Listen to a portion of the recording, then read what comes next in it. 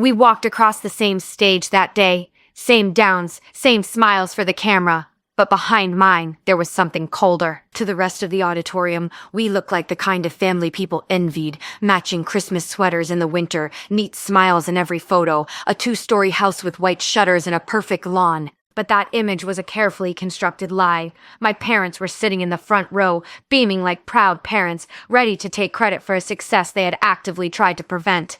They had paid every cent of my sister Hannah's tuition. They covered her rent, her books, and her lifestyle, while I had worked nights just to keep up, scraping together dollars until my hands were cracked and bleeding.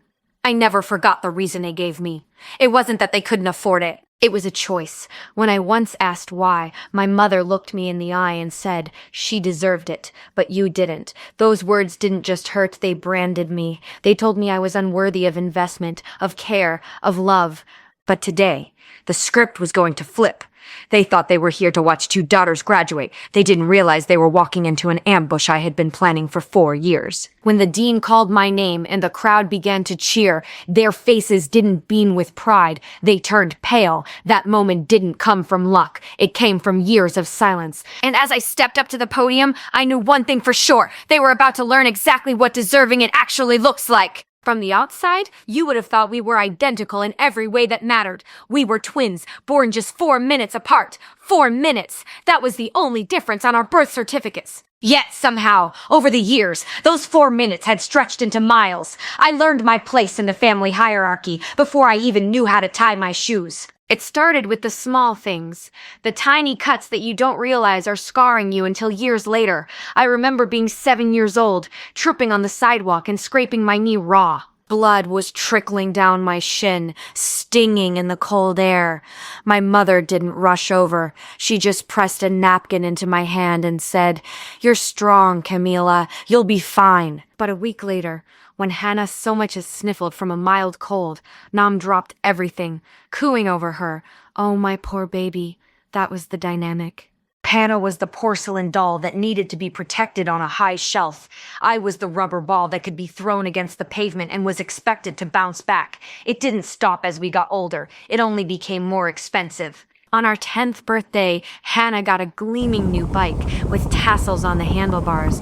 I got her old one, which my father had hastily spray-painted silver to hide the rust and scratches. It was a cover-up, a lazy attempt to mask the favoritism, but the silver paint chipped away within weeks, revealing the truth underneath. When Hannah forgot her homework, my mother wrote a note to the teacher to excuse her.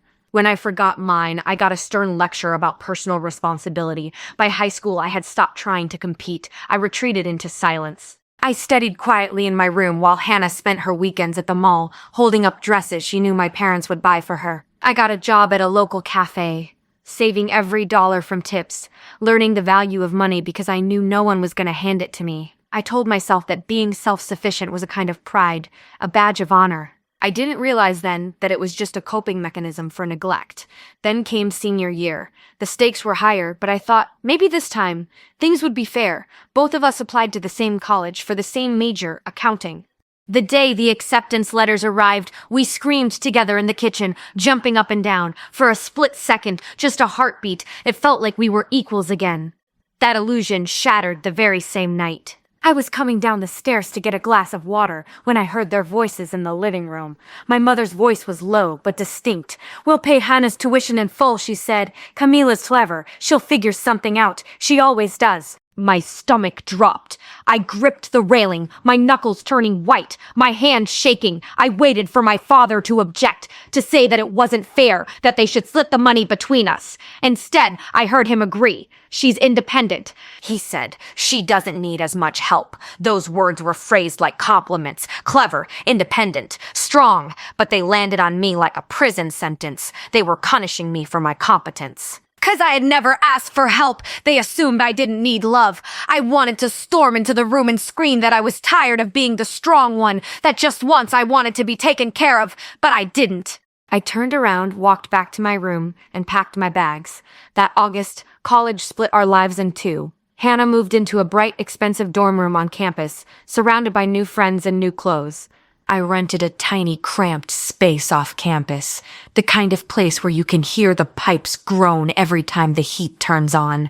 While Hannah called home to ask for extra money for textbooks or sorority dues, I picked up extra shifts. I found a job at the university library, working the night shift. My life became a blur of shelving books until midnight. My hands cracked and dry from the harsh cleaning chemicals I used to wipe down the tables. My eyes burned constantly from studying under the humming fluorescent lights after my shift ended. Sometimes I'd see her. I'd be walking to work in my uniform, and Hannah would pass by, laughing with her friends, the sunlight hitting her hair just right. She looked like she was in a movie. I felt like I was in a documentary about exhaustion. She would wave and say, "You look tired, Cam. Maybe you should manage your time better." She'd smile, genuinely believing she was giving good advice, completely oblivious to the fact that my time management involved working 30 hours a week to pay for the degree she was getting for free. I would just smile back and keep walking. What she didn't know, what none of them knew, was that every hour I worked, every dollar I saved, and every moment of sleep I sacrificed was building a fire inside me. I wasn't just surviving anymore. I was preparing. College didn't change the pattern established in our childhood. It only magnified it to a painful high-definition resolution. While I was counting every cent, Hannah moved through the campus like she owned the place.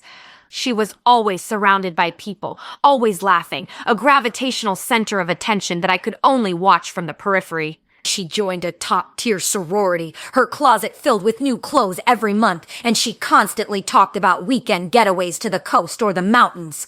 Her lifestyle wasn't funded by a job. It was fueled by a direct pipeline from her parents' bank account. Her money came from home in the form of weekly deposits that my parents euphemistically called support. My support came from the night shift at the library, shelving books until midnight.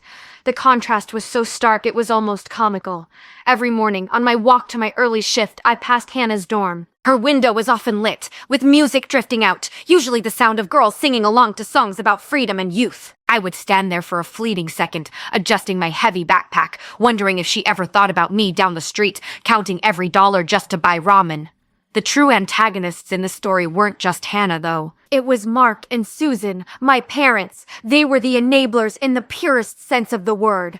They didn't just give her money, they curated her reality to ensure she never had to face a single consequence. They were funding a fantasy life for her while watching me drown in reality, justifying it with that twisted logic, "Camila is strong, Hannah needs us." By shielding her from every struggle, they were keeping her dependent, and by ignoring my struggles, they were forcing me to harden.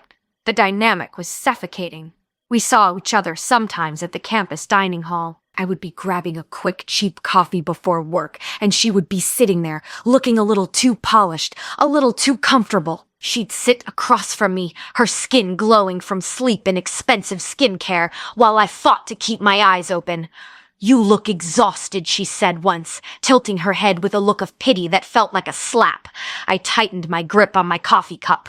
"I've been working a lot," I muttered. She sighed, shaking her head. "You look tired, Cam. Maybe you should manage your time better instead of running around everywhere." She meant well, or at least she thought she did. That was the insidious part. She genuinely believed that my exhaustion was a result of poor planning, not a lack of resources. She had no concept that the time she suggested I manage was spent earning the money she was simply given. To her, managing time meant choosing which party to attend. To me, it meant choosing between sleep and eating.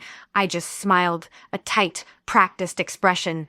"Maybe you're right," I said, and finished my coffee in silence. I didn't argue. I didn't tell her that I was running around because I had bills to pay. I kept telling myself it didn't matter, that being self-sufficient was a kind of pride. But deep down it stung. My parents were no better. When I spoke to them on the phone, they would gush about Hannah's social life, her sorority events, her happiness. They never asked about my shifts. They never asked if I was eating enough. They only saw what they wanted to see, one daughter who was flourishing under their care and another who was handling it. They loved the version of themselves that Hannah reflected back to them, the benevolent providers. I was just the reminder of the work they didn't want to do. They had created a monster of entitlement in my sister and a ghost of resentment in me. Canna moved through the world assuming safety, and that's what always appear. I moved through the world checking the ground for trapdoors. This imbalance went on for 3 years. I absorbed the fatigue, the casual insults, and the invisibility. I thought I could endure it until graduation. But then, the breaking point arrived. It wasn't a gradual decline, it was a sudden stop. Tuition deadlines were looming for the fall semester of our senior year, and despite my double shifts and extreme budgeting, I was short on payments. I had hit a wall. I had no choice left but to break my own rule. I had to ask them for help. The breaking point didn't arrive with a bang. It arrived with a calendar notification. It was late October of our senior year. Tuition deadlines were looming like a storm cloud, and for the first time in 3 years, the math simply didn't work. I had picked up every shift available. I was eating 1 meal a day, and I had cut every possible corner, but I was still short. Not by a fortune, but by enough to get me kicked out. I sat on the edge of my mattress in that drafty off-campus apartment, staring at my bank balance on my phone screen. I felt a cold knot of panic in my stomach. I had prided myself on never ask them or me. Stand for what I want or me. I had built my entire identity around being the one who didn't need them, but pride doesn't pay the bursar. I took a deep breath, my hands trembling slightly, and dialed home. I wasn't calling to beg. I wasn't even calling to ask for a gift. I just needed a loan, a temporary bridge to get me to the next paycheck. I would pay back every cent with interest if I had to. My mother answered on the third ring. Hello? Her voice was light, airy. In the background, I could hear the muffled sounds of the television, a game show maybe, and the distinct, warm sound of my father laughing. It was the soundtrack of a comfortable, happy home. A home I was technically part of but felt light years away from. Mom, I began, my voice tighter than I intended. I need to talk to you about something important. Make it quick, honey. Your show is coming on, she said, distracted. I squeezed my eyes shut. Mom, I was wondering if maybe you and Dad could help me cover part of the tuition this semester. Just a bit. I'm short on the deadline. I'll pay it back. I promise. There was a pause. It wasn't an empty silence. It was a heavy, pregnant pause that seemed to suck the air out of my room. The laughter on the TV continued, cruel and canned. I waited, my heart hammering against my ribs, hoping for a "let me ask your father," or "how much do you need?" Then came her voice. It was calm. It was firm. It was the voice of a judge delivering a verdict. "Camila," she said, "we already paid for Hannah. She deserved it, but you didn't." For a moment, the world stopped. Everything went silent. The hum of the refrigerator, the traffic outside, the beating of my own heart, it all vanished. I stood there, gripping the phone so tightly my knuckles turned white, unable to process the syntax of the sentence. She deserved it, but you didn't. It wasn't that they couldn't help. It wasn't that they didn't have the money. It was a moral judgment. In their eyes, Hannah, who spent her weekends partying and her weekends sleeping in, was deserving of a fully funded future, and I, who was destroying my health to claw my way toward a degree, was not. I didn't deserve it, I repeated, more to myself than to her, the words tasting like ash in my mouth. My mother didn't hear the devastation in my voice, or maybe she just didn't care. She continued, her tone shifting to that patronizing encouragement I hated so much. "You're strong, Camila. You'll figure it out. You always do." And then the line went dead.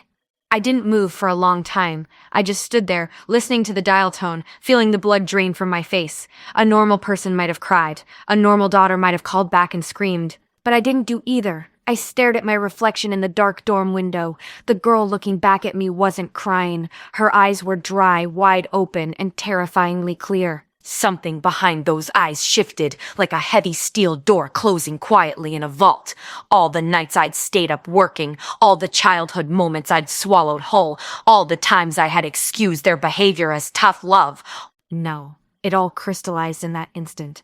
They didn't love me for my strength. They used my strength as an excuse to neglect me. They had erased me from their sense of pride because it was easier than admitting they had failed me. That sentence didn't break me, it built me. I put the phone down on the desk. I didn't panic about the money anymore. The fear was gone, replaced by a cold, hard engine of resolve. That night I walked to the library early. I organized the shelves, wiped the tables, and made a silent promise to the empty room. If they believed I didn't deserve their help, fine. I would prove that I didn't need it. I would make them remember my name in a way they couldn't ignore. I was done waiting for approval. I was done wishing they would see me. From this moment on, I was going to earn something they could never, ever take credit for. By the time dawn broke the morning after that phone call, I had already mapped out a new battle plan. I was done crying. I was done waiting. I was going to take what was mine. I started showing up to the library before sunrise, when the doors were still locked and the campus was quiet enough to hear yourself think. That silence became my greatest ally. While Hannah slept off her hangovers, I was reading financial analysis textbooks by the dim glow of my phone flashlight, memorizing charts, formulas, and market trends until they felt like a second language. Exhaustion stopped being an obstacle. It became a rhythm I lived by. It was around that time that I met Professor McLaughlin. He taught international financial reporting standards, a class notorious for being so dry and difficult that half the students dropped it within the first 2 weeks. I didn't drop it. I devoured it. To me, the numbers made sense in a way my family never did. They were fair. They balanced. One afternoon, after a particularly brutal lecture, he stopped me in the hallway. "You seem to understand this stuff better than the grad students," he said, looking at me over his glasses. "Where did you study before?" "Nowhere special," I told him, clutching my secondhand books. "I just read a lot." He smiled, a rare expression for him. "That's rare. I'm looking for a research assistant. Someone organized, dependable, interested." I almost said no. I was already working nights, barely sleeping 4 hours a day. But something inside me whispered, yes. Maybe it was because, for the first time in my life, someone saw me without comparing me to Hannah. He didn't see the other twin. He saw a mind. Working for him changed the trajectory of my life. He treated me like a colleague, not a kid. I helped him grade quizzes, built complex spreadsheets, and even caught errors in his lecture slides. He noticed everything. "You've got discipline, Camila," he told me once. "Keep going. It'll pay off." I didn't realize how literal that promise was until the email arrived. I was sitting in the library basement when a notification popped up on my laptop. Subject: Benjamin Ford National Scholarship. I opened it, half expecting spam, but the sender was official, the university seal shining in the corner. The message read, "We invite you to formally apply. Your professor's preliminary nomination impressed our committee." My heart stopped. Professor McLaughlin had sent my work to the national board himself, without telling me, just to give me a shot. For a second, I just stared at the screen, trembling. Then I laughed, a quiet, shaky sound. After years of being invisible to my own parents, a stranger had seen me clearly enough to bet on me. I didn't tell my parents. I didn't even tell Hannah. I had learned the hard way that my good news was safest kept in silence. If I told them, they would find a way to diminish it, or worse, ask why Hannah wasn't nominated too. For the next month, I lived a double life. Every evening after my shift at the library, I drafted essays, refined my resume, and begged the old printer to cooperate as I prepared the submission packets. McLaughlin reviewed every line, pointing out where I could sharpen my arguments. Some nights, the stress hit hard. I'd hear my mother's voice echoing in my head, "She deserved it. You didn't."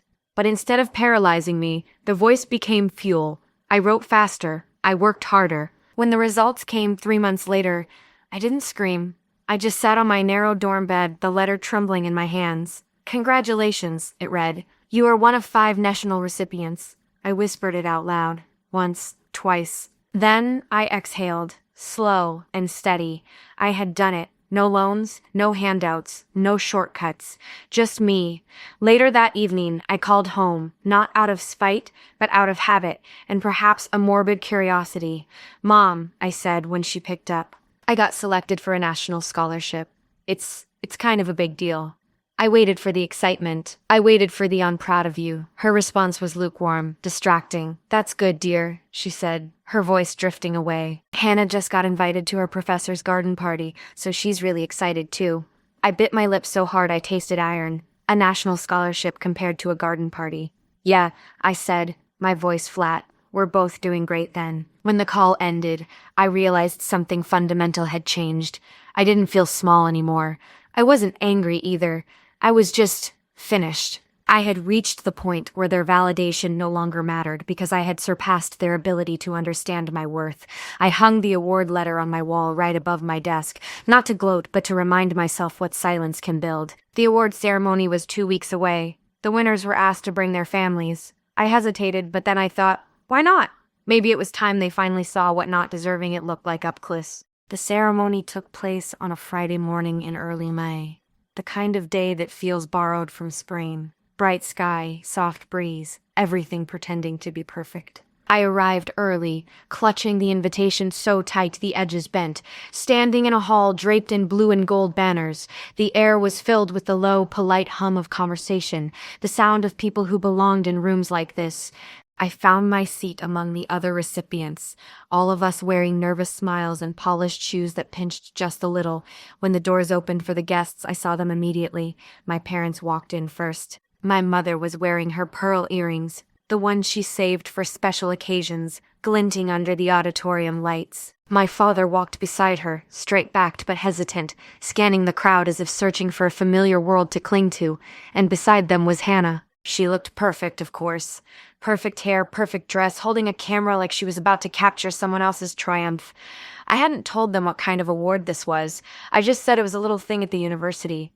I wanted them to come in with their guards down. I wanted to see how they would react when the truth hit them. Part of me, the small, foolish part that never quite grew up, still hoped for something impossible.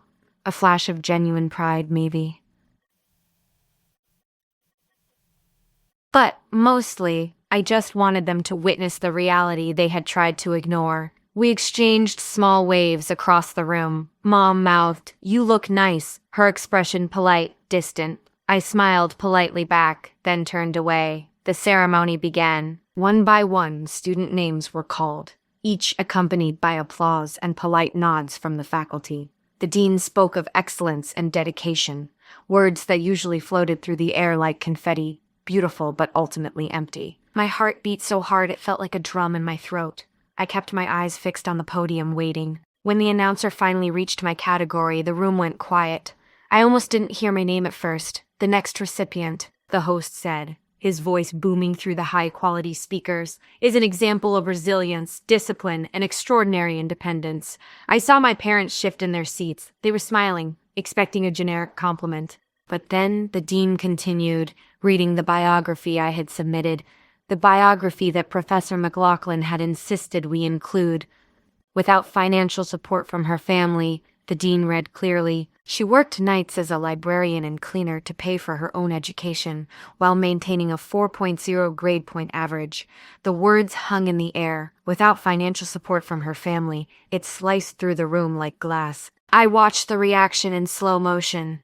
My mother's smile didn't just fade, it froze, turning into a rictus of confusion and shock. My father blinked, looking around as if checking to see if anyone else had heard it. Hannah's mouth parted slightly, the camera she had raised to her eye lowering slowly, forgotten in her lap. Her professors describe her as a force of quiet determination, the dean finished. "Please welcome Camila Moore." The hall erupted in applause. It was louder than I expected, a wave of sound that washed over me. But I didn't look at the crowd. I looked at them. My mother looked like someone realizing the story she'd told herself for years. The story of the benevolent, fair parents was no longer true. She could feel the eyes of the other parents in the room, the judgment inherent in that sentence. Without financial support, it wasn't just an accolade for me, it was an indictment of them. I stood up and walked toward the stage. My heels clicked on the hardwood, sounding like punctuation marks in the silence that followed the applause. Every step felt like reclaiming something that had been taken from me long ago. I wasn't the invisible twin anymore. I was the center of the room. The dean shook my hand firmly. "Congratulations, Miss Moore," he said, handing me the heavy crystal award. "You've earned this." "I know," I replied softly. I turned to face the audience. Cameras flashed blindingly bright. From the stage, I could see everything, the stunned faces of my family, the shifting posture of my father, the faint flush of embarrassment creeping up my mother's neck. They sat there, silent and small, in a room full of applause meant for me. For years, I had been the shadow beside their light. Now, they were the ones squinting into mine. I didn't wave, I didn't smile at them. I just held the award, feeling its cool weight against my palm, and looked right through them. The retribution wasn't a scream or a fight. It was this, the public, undeniable proof that I had succeeded in spite of them, not because of them. And everyone in the room knew it. When the ceremony ended, the dynamic in the room shifted instantly. I was no longer the student standing awkwardly in the corner. I was the center of gravity. People swarmed around me. Professors, strangers, potential recruiters, all offering congratulations and business cards. I smiled, shook hands, and thanked them, playing the part of this successful scholar perfectly. But, in the corner of my vision, I saw my family waiting. They stood apart from the crowd, an island of uncomfortable silence in a sea of celebration. I took my time wadding over to them. I wanted them to wait. I wanted them to feel the distance between us, a distance they had created but I was now enforcing. Mom was the first to speak. She reached out as if to touch my arm, but I stepped back. It wasn't a cruel movement, just a necessary boundary. "Camila, honey," she began, her voice high and brittle, cracking under the strain of the situation. "We had no idea it was this big." "I know," I said, my voice steady. "You wouldn't have come otherwise." Her smile faltered, her face crumbling slightly. "Don't say that," she whispered. "It's true, though," I replied. I wasn't angry anymore. The anger had burned out, leaving behind a clarity that felt like ice. "You told me once Hannah deserved your help, and I didn't. I guess that was the best thing you ever did for me." My father cleared his throat, his eyes darting away, unable to meet mine. He looked smaller than I remembered, stripped of the authority he used to wield. "We just thought you were so capable," he muttered. "We didn't want to hold you back." I looked at him, really looked at him. "By ignoring me?" I asked. "By pretending that strength means I don't need love?" He didn't answer. He couldn't. Hannah shifted awkwardly beside them, clutching her purse like a shield. She looked stripped of her usual confidence. Finally, she spoke. "Camila, I didn't know. I thought you got help too." I met her eyes. "You never wondered why I worked 2 jobs while you were at parties?" She looked down, whispering the truth that none of them had dared to admit until now. I didn't want to see it. There it was. The truth. They hadn't hurt me by accident. They had hurt me by choice, by choosing blindness over burden. I took a deep breath, feeling the final tether snap. "You don't have to apologize," I said. "I don't need that anymore. I just wanted you to know I made it. Without you."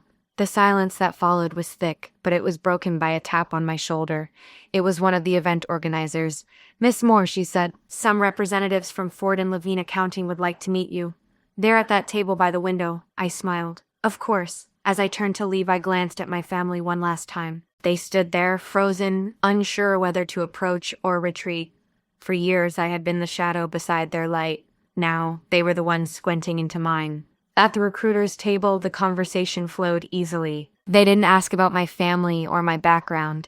They talked about my work. They offered me a starting position in their New York office, discussing benefits and mentorship possibilities. I nodded, listening, while watching the reflection of my parents in the glass wall behind them. They looked like ghosts, fading out of my life in real time. Later, during the reception, I stepped outside for air. The sun was setting, casting gold over the courtyard. My phone buzzed with a text from Mom. "We're proud of you. Let's talk later." I stared at the screen. I typed a reply, then deleted it. Then I typed again. Finally, I sent, "Thank you. I'm busy right now." I looked back through the window. My family was gone. For the first time in my life, I didn't feel their absence as a loss. It felt like space, room to breathe. The next morning, an email waited in my inbox. "Offer, junior auditor, Ford and Levine, New York." I laughed out loud. The company that had sponsored the scholarship wanted me on their team. I clicked accept without hesitation. Later that day, my phone buzzed again. "Mom, come home this weekend. We'll celebrate properly." I didn't go back. I didn't go to the family hotel that night, and I didn't go home that weekend. Instead, I packed my life into boxes. Before leaving for New York, I mailed one envelope home. Inside was a copy of my award letter and nothing else. No note, no signature, just proof. When the train pulled out, watching the city shrink behind me, I thought about all the times I begged for her approval, how it had kept me small. Now, every mile between us felt like oxygen. I wasn't running from them anymore. I was running toward myself. The first night in New York, I stood on the balcony of my tiny apartment. The city lights flickered like 1,000 quiet affirmations. Down below, taxis moved in steady lines, each one a reminder that motion meant life. I thought about my mother's voice one last time. "She deserved it, but you didn't." I smiled. Maybe she was right. I hadn't deserved it, because deserving implies a gift given. I had earned it. Sometimes revenge isn't loud. It's not a screaming match or a lawsuit. Sometimes revenge is walking away and never looking back. If you've ever had to prove your worth to the people who were supposed to see it, remember this. Let your success make the noise. And if you enjoyed this story, Please share your own experiences below, and don't forget to subscribe for more.